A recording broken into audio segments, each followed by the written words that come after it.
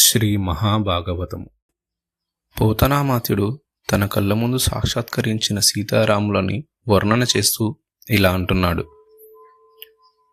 మెరుగు చెంగటనున్న మేఘంబు కైవడి నువిద చెంగటనుండ నొప్పువాడు, చంద్రమండల సుధా సారంభ పోలిక ముఖమున జిరునవ్వు మొలచువాడు, వల్లీయుత తమాల వసుమతీజము భంగి బలువిల్లు మూపున బరుగువాడు, నీల నగాగ్ర సన్నిహిత బానుని భంగి ఘనకిరీటము దలగలుగువాడు.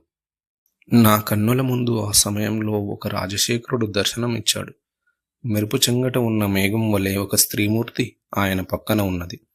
చంద్రమండలం నుండి జాలువాడుతున్న అమృతం వలె ఆయన ముఖంలో చిరునవ్వు చిందులు వేస్తూ ఉన్నది.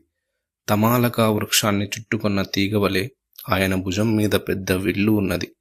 నీల నగాగ్రంలో భాసించే బాణుని బింబం వలె శిరస్సున కిరీటం మెరుపులేనుతున్నది.